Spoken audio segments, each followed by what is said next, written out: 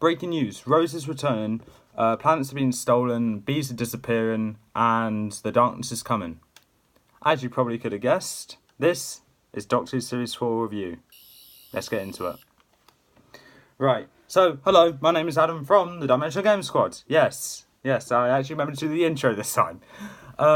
So, like I said in the last video that I uploaded an hour ago, I said I'll be doing this, and, well, I'm doing this. So, this is Doctor Who Series 4 review.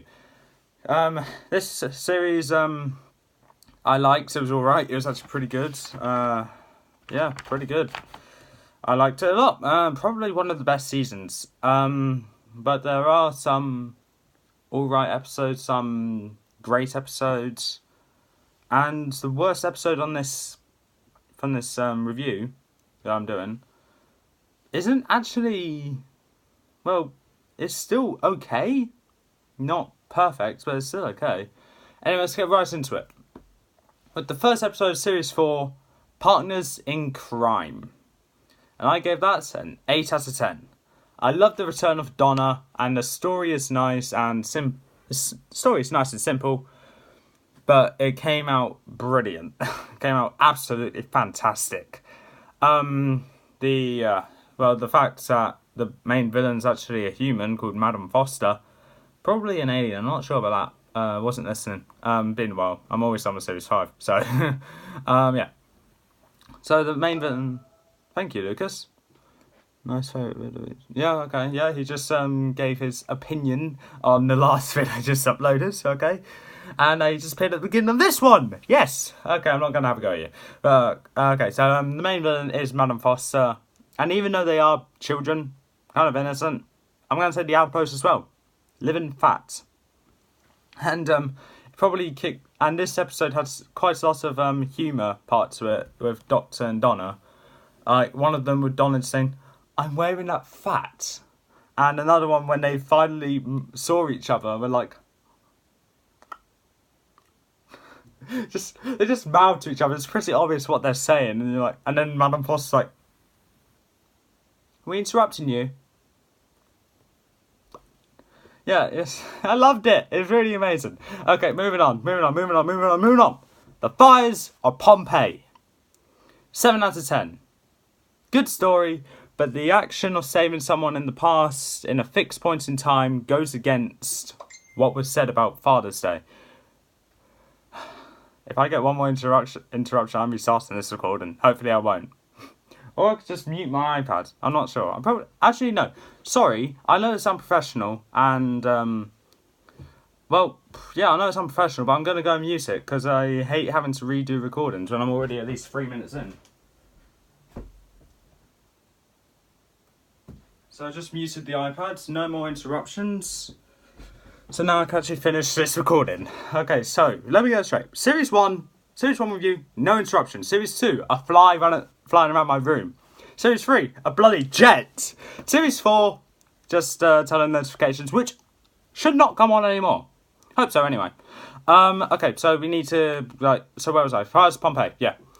Yeah, what was said in Father's Day is that unless, well, you really can't bend the laws of time, otherwise Reapers would appear and just devour the whole Earth.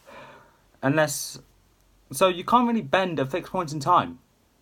But, yeah, Mount Vesuvius erupting was probably one of the most impactful moments in time, let's say. I don't know what I'm talking about now. And the Doctor just went and saved our entire family. Even though he said that he can't do that, Donna just forced him to. So that just goes against what was said in Father's Day. And I'm not really a big fan of it then. So I'm going to need to say 7 out of 10. It's nice to see the actor for Peter Capaldi, though, for the 12th Doctor. It's nice to see the actor Peter Capaldi before he played the 12th Doctor?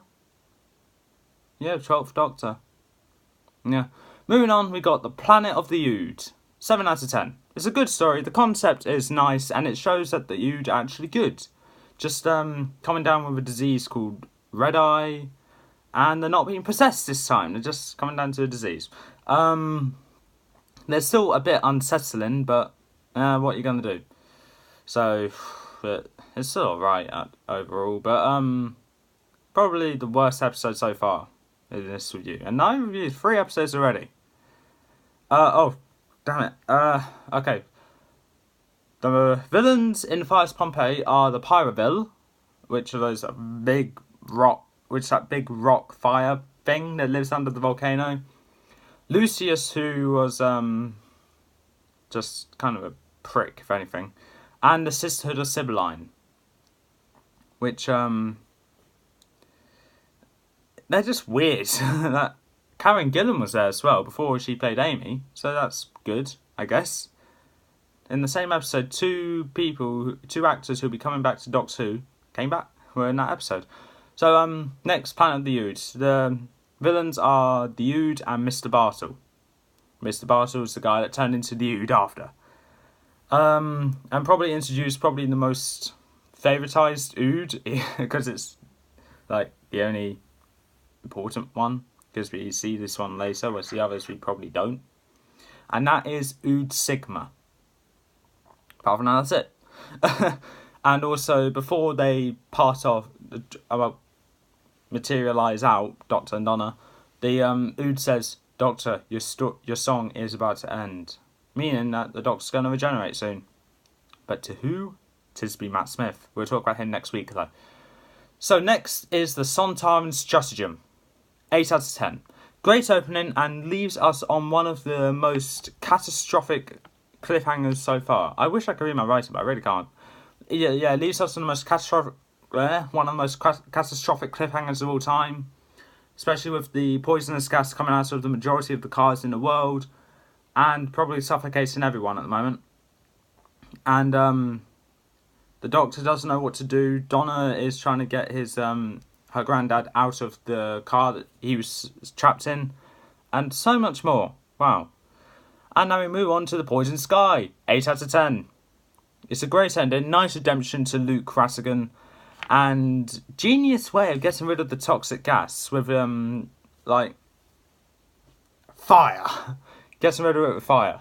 And it was just great, amazing, really good.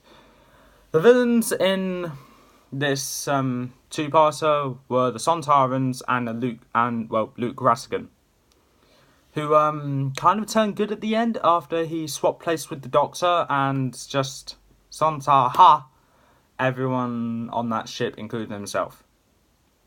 Which was kind of upsetting, but nice redemption arc for him. Moving on to the Doctor's daughter. Oh wait, I forgot to say, Martha comes back in that episode, and she's also back in the Doctor's daughter. Now, the Doctor's daughter. 7 out of 10. It's a good episode. David Tennant did a great job with his acting after Jenny's death. Yeah, Jenny's death.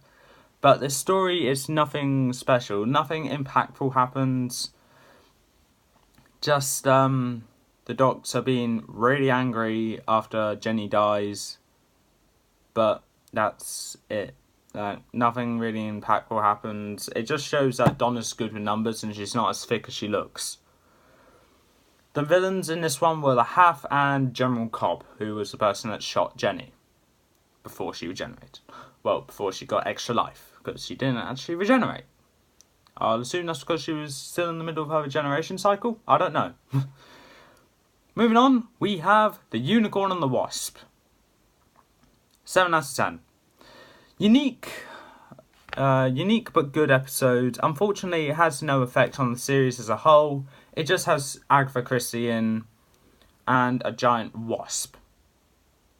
For some reason I like the wasp though. I don't know why. I think it just has to do with the bright colours it has compared to the villains in previous episodes in that series.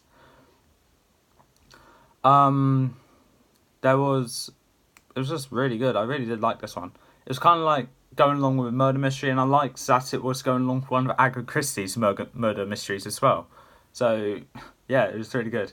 And then we move on to the villains of this episode, being the Vesperform, or the giant wasp, and Reverend Go Lightly, which was, well, the wasp. And I'd say the unicorn as well, because the unicorn's a thief, but compared to the wasp, it's actually a good guy, she is. Anyway, moving on. You have another two-parter. Probably a really good two-parter, but not great, in my opinion. Oops. Silence in the Library. 7 out of 10. It's strange and unique. And introduces a soon-to-be important character, River Song.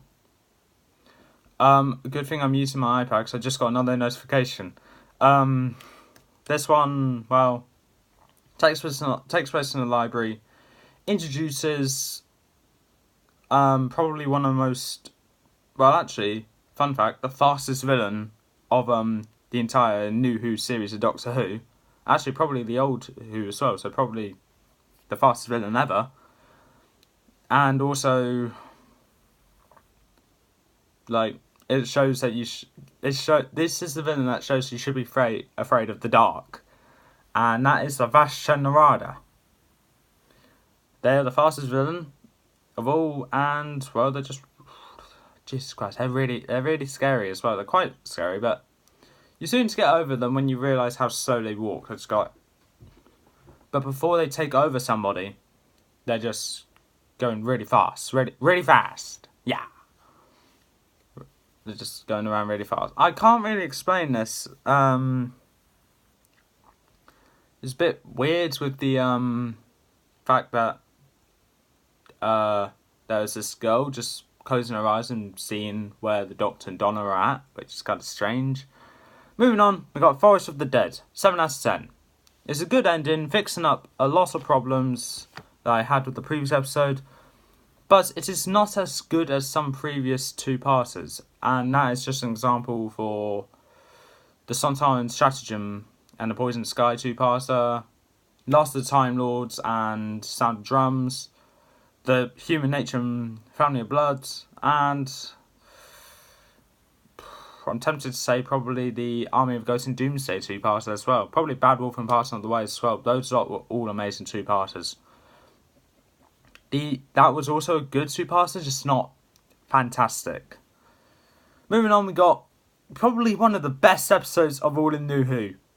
Midnight. 9 out of 10. It's a calm episode showing how different people react to the unknown. The key word for this, well, the key word for what the entity did was manipulate. It kind of manipulated all the passengers on that transportation pod to think that she's the good person, but really, well, it's the good person or good entity, whilst the Doctor's actually the bad one, when really it's the other way around, and the only person that saw that was the waitress or the hostess that, well, died after she threw not only herself out but the entity out, which is good, kind of sad. And I think what adds a little extra pinch of sadness to that was that no one actually knew her name. Which I know probably doesn't matter, but when the Doctor and everyone were waiting for a rescue pod, the Doctor just asked everyone, what was her name, the hostess? And no one knew. Meaning no one took the time to actually care about what the hostess was doing and all that. And the only person that saw what this entity looks like was, well, the mechanic at the front of the vessel, but unfortunately he died along with the driver before the entity got on and possessed Sky, I think her name is. The villain in this episode is the Midnight Entity. Duh. I would guess that's probably not its proper name, but we actually don't know what its name is. Like, we don't know much about it at all. We just know 3 things, and that's what it does. It speaks after you've spoken. It then speaks at the same time as you, and then it speaks before you speak. So that's kind of strange, but okay. Next is Turn Left. 7 out of 10. Unique concepts, not very well developed, but still good and leads to Rose's return and the finale. This one, the villain wasn't really necessary. No, yeah, well, there had to be a villain there, but a beetle. Like, yeah, I know I have no problem with a giant wasp, but a giant beetle. I think I think it could have been something else, like probably something a bit more of a unique design. And just say it's called the Time Entity instead of the Time Beetle. What else can I say about this apart from it brought back Rose, which she was making brief appearances in other episodes like Midnight, Partners in Crime. Most likely the Doctor's daughter. She was foreshadowed to come back, and that's good. Just on a screen or something shouting "Doctor," and I liked that a lot. It was really good. And unique. Yeah, it was a unique concept, showing what would have happened if Donna never met the Doctor. The Doctor would have died. Martha died. Martha would have died. Sarah Jane Smith would have died. Captain Jack and Torchwood would have... Well, Captain Jack wouldn't really die, but kind of died. And so many other people would have died just trying to protect the Earth when the Doctor couldn't. And then there was the Titanic crashing into London, and good thing they weren't in London then. And then they had to go to Leeds, and then it just brought back something about the back in World War II with the concentration camps, and that was just really upsetting. Look. Moving on. The Soul and Earth. 9 out of 10. Everything happens everything happens in this episode. The downfall of UNIT and Harriet Jones. Yeah, she died. Again. Yeah, the downfall of Harriet Jones again. And so much more happened. So much more happened. The people in Torchwood got trapped, apart from Captain Jack, so he managed to get out with the vortex and manipulator. I can't talk. But, Torchwood is unable to help. The Doctor couldn't find the Earth because it's hidden in a tiny pocket 1 second in the future on the other side of the universe at the Medusa Cascade. No. Yes, it is, the Medusa Cascade. The Shadow Proclamation was also there as well. And then it also introduced some other humour. The other episodes had some humour. This one probably had my favourite piece of humour, where where Donna's like, "You're saying bees are aliens?" Doctor's like, "Don't be so daft." Not all of them. Then Donna's like, I like that one so much. And it was definitely the Daleks' best plan ever. It brought back Dalek Khan, the only surviving Cult of Skaro member. And it brought back Davros. Not to mention all the other companions. So Rose, Sarah Jane Smith, Martha, Captain Jack, Mickey, Jackie. I wouldn't say they're actually companions. I'd say they're more like allies. But yeah, technically companions. Been in more than one story. They've travelled in the TARDIS. They have to be companions. Simple as. Yeah. Really good. I like this one a lot. Yeah. Moving on, we have Journey's End. Another 9 out of 10. It's an excellent but sad wrap-up to all of the companions' departures. As said, the Daleks' plan was brilliant and very well put together. Davros presumably died in that episode, but I know he doesn't. Dalek Khan, I'm going to say he did die, because I thought he appeared in another episode, but apparently he doesn't. So I'm going to say he died. So that's the end of the Cult of Skaro. And yeah, all the companions had to depart. The saddest by far with the departures was Donna's.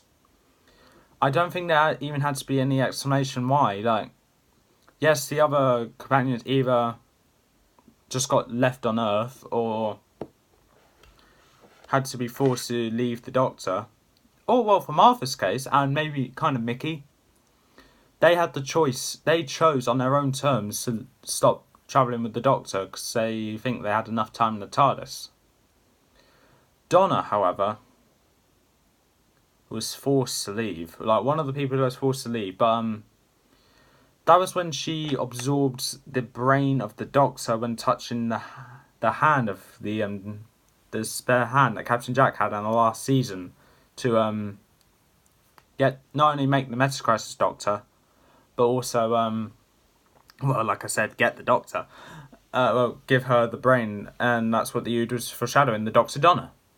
So, yeah.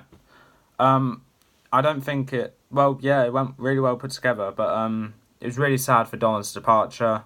She has to get some memory wipes, otherwise her brain will burn up and she'll die. And Wilf's reaction to seeing Donna in that state was probably one of the most heartbreaking bits about it. And honestly, that was probably the only time I'd be upset about that. About something, about his companion's departure.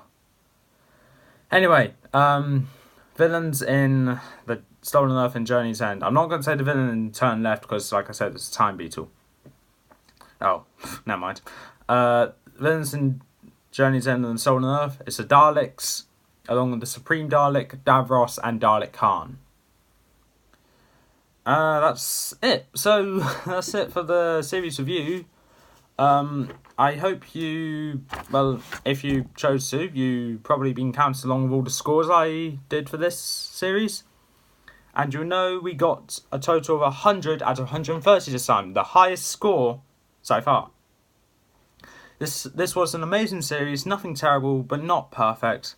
There are a few shining stars, like, the 9 out of 10s, but not a lot, and most of them were 7s, and they're just mediocre. So, going on to the ranking now. 13th place is easily Turn Left. It wasn't a great episode. It was just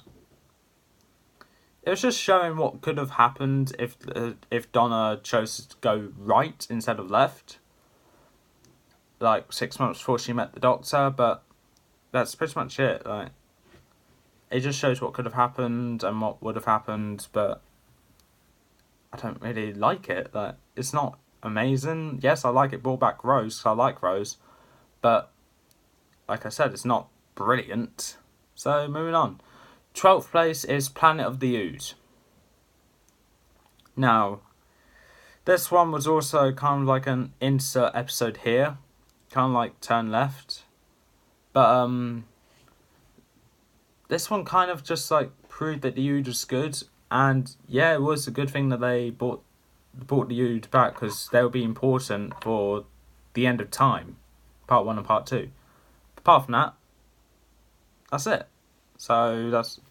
No anymore. Next, in 11th place, is the Fires of Pompeii. Now, some of you may disagree with me here, but this is my opinion. The reason it's this low on the ranking is because I'm not a fan of the fact that in Series 1, Father's Day, Doctor says that you can't really change the laws of time. You can't really change the fixed points of time, like, for example, someone's death. But even though Donna, yes, did kind of, like, persuade them to, like, persuade the Doctor to save them, save a family at least, he should have stuck by what he said. He can't do that. And yeah, I know it happens in a future episode as well, which is a special, which I'll be reviewing after Series 11. But, I'll mention that again, but it just shows one of those moments where the Doctor goes a bit too far with how powerful he thinks he is. It's like he just gets to decide who lives and who dies, so it's just not amazing. 10th place, moving on. Silence in the Library. Now, some of you may disagree with me here, but I think it's the worst two-parter of the series, and probably the worst opener to it as well. It's just strange. I liked it brought River Song in, showing that we'll see more River Song later on in future seasons, but that's it. Nothing else important happens. It just shows the villain being Vastra Narada and Donna Nobles left the library. 9th place is The Doctor's Daughter. It's kind of like another insert episode here.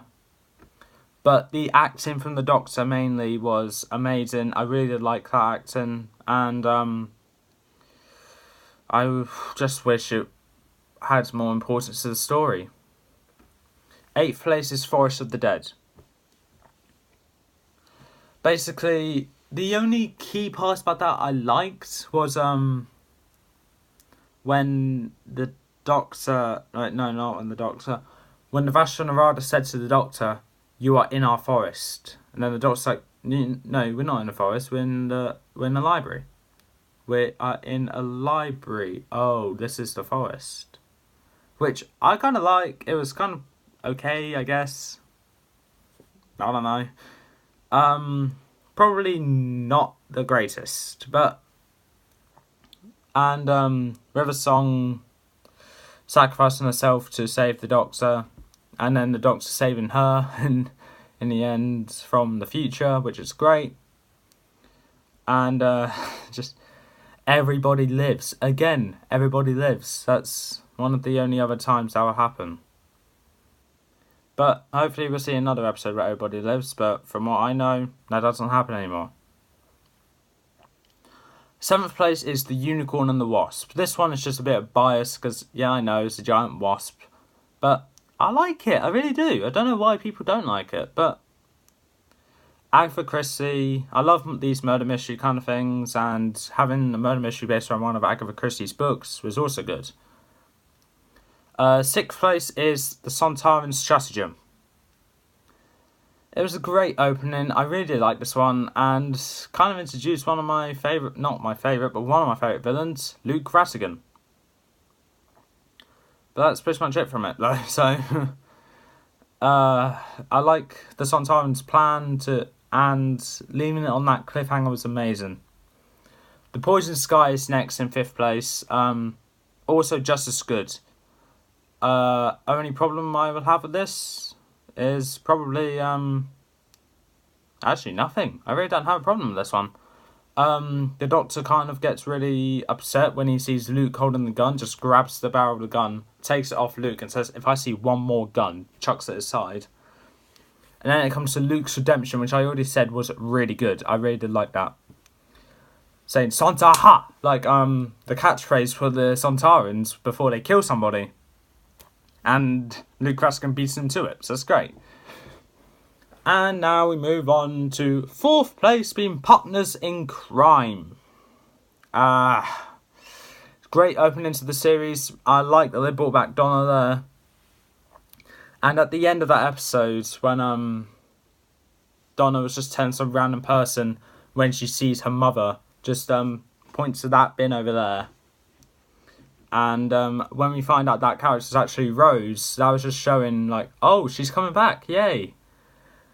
Which is really good for people that like Series 1 and Series 2, sorry. I like all the seasons, really. I watched Series 1, 2, 3, 4, 5, 6. I haven't actually watched Series 7, 8, 9, or 10. I've seen Series 11, but, like, you need to be a bit of a special snowflake to like most of the episodes in that series. It wasn't great. We'll get to that in a few weeks. So, Partners in Crime. Amazing. I like that they brought back Rose and just foreshadows kind of what's going to come for the rest of the series. It's just really good, really well put together. 3rd place is The Stolen Earth. Stolen Earth. So it's in the same place, but the Earth is gone. The bees are disappearing. Planets are being stolen. And the darkness has arrived. Not to mention the people's reaction when they found out the Daleks are behind all this was just, well, probably Sarah Jane's and Captain Jack's were the best reaction. Captain Jack's like, no, yeah,